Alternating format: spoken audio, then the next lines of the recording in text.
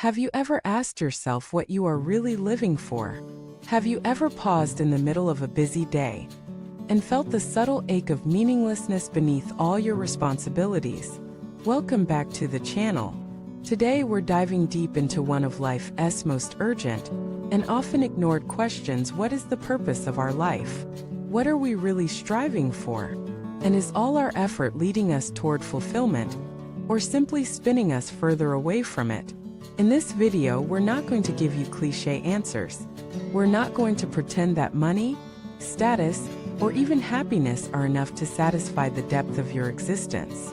Instead, we will uncover why spiritual practice, the quiet, consistent, and courageous work of knowing yourself, is not just meaningful, but essential. Let us begin with a brutal truth. Most people are sleepwalking through life. They are alive but not awake. They are moving but not arriving. They are doing but not being. From the moment we're born, we are given scripts. Study hard. Get a good job. Find a partner. Buy a house. Accumulate things. Keep busy.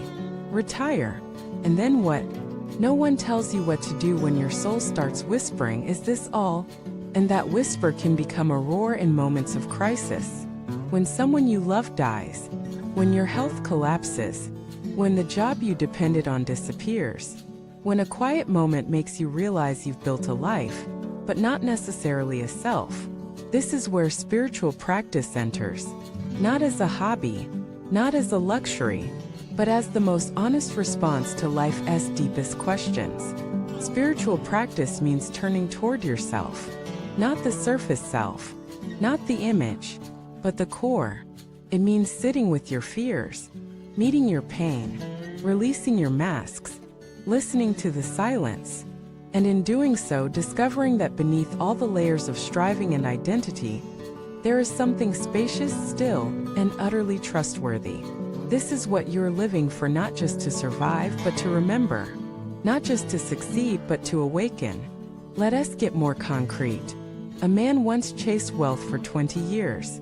He succeeded, owned property, had status, flew first class.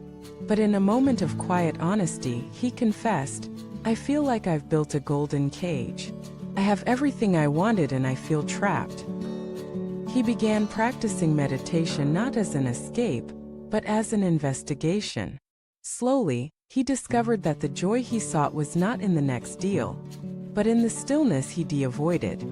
Another woman had her life fall apart: divorce, illness, financial loss.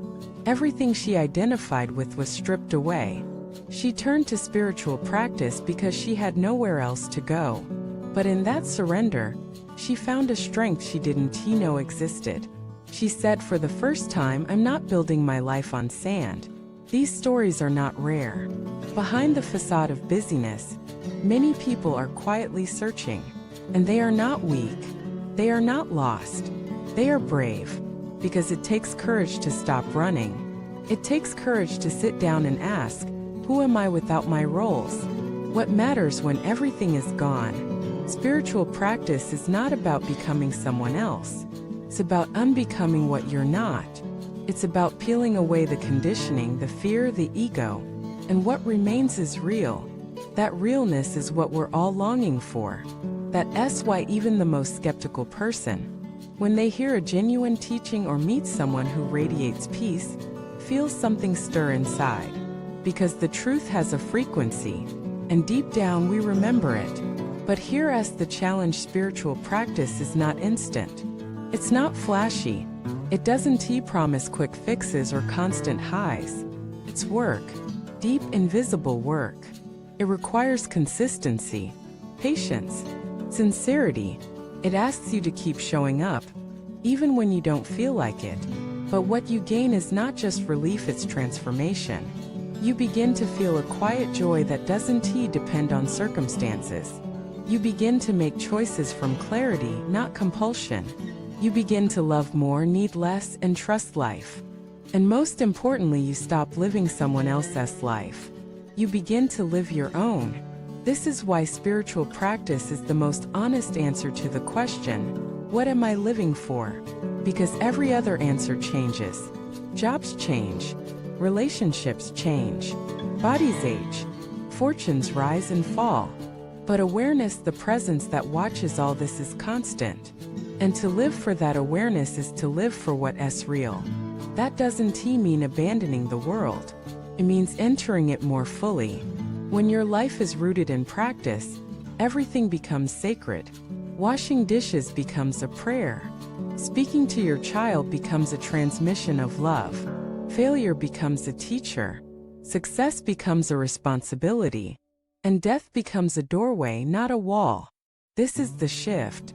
You stop living from fear. You start living from truth. You stop asking, what do I want to get? And start asking, what do I want to give? You stop chasing meaning and start radiating it. Because you are aligned not with ego but with essence. And that alignment changes everything. Not all at once, but over time. You wake up one day and realize you are no longer waiting for life to begin. You are living it fully. And that is the most precious thing of all. Thank you for watching this video. If you've ever wrestled with the question of life's purpose, we'd love to hear from you in the comments. What brought you to the path? What keeps you on it? Please like, subscribe, and share this with anyone who might be questioning, searching, or ready to remember what really matters. We'll see you in the next video. And until then, may your life be a mirror of your practice, and your practice a reflection of your deepest truth.